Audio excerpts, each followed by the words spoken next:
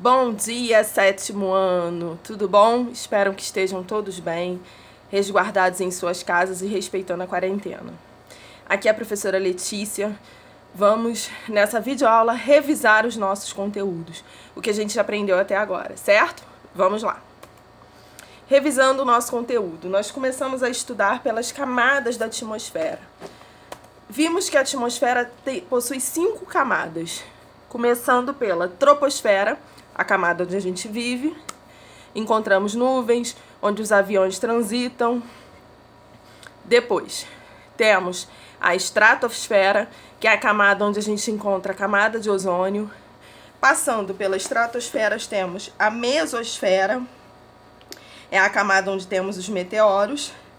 Logo acima, a termosfera, onde nós encontramos as ondas de rádio. E por último, a exosfera, que é a última camada da atmosfera, onde a concentração de gás, oxigênio, é a mínima possível. Continuando.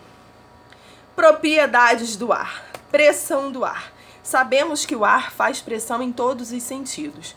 E nós podemos observar isso ao nível do mar e quando subimos uma montanha.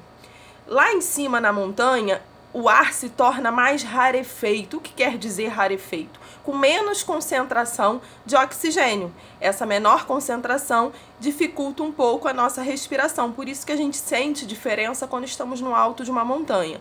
A pressão atmosférica ela é maior no nível do mar do que no alto de uma montanha, certo? Outra propriedade do ar.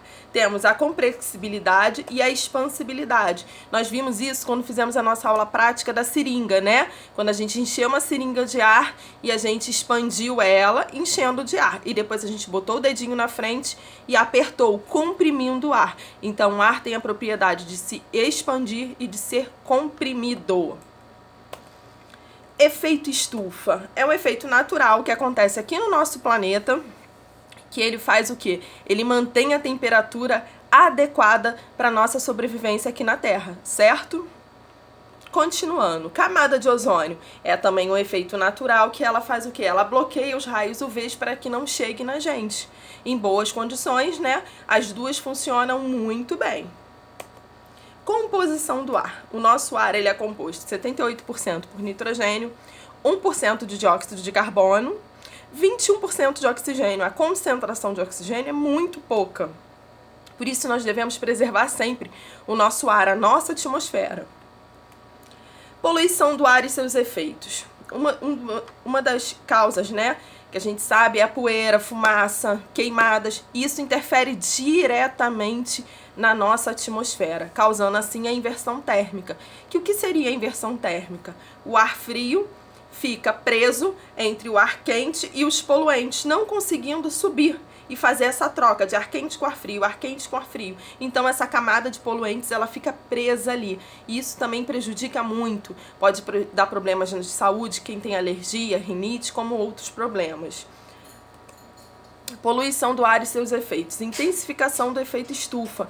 Isso acontece causando o quê? O aquecimento global, que é o aumento desse efeito estufa, aumenta essa temperatura da Terra. Outro problema é o buraco na camada de ozônio, que vem aumentando devido ao excesso dos gases CF6 que são utilizados, né, em aerosóis, refrigeradores, e esse buraco aumentando aumenta a radioatividade aqui na Terra, aumenta a concentração de raios UV. Todos esses problemas de poluentes na atmosfera podem gerar danos na nossa saúde também. Ecossistema. Último tópico que nós estudamos antes, né, da quarentena.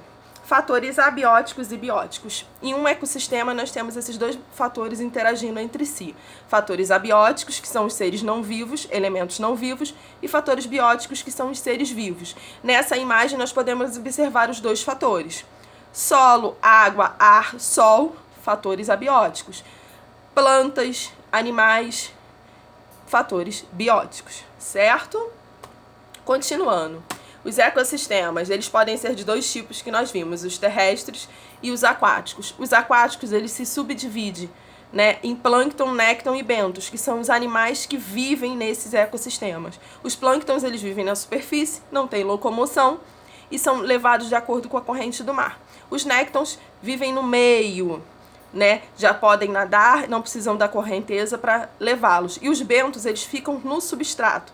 Podem ficar fixos, como podem ficar só ali se locomovendo, se arrastando pelo substrato. Esses são os 3 tipos que nós vimos no nosso ecossistema aquático.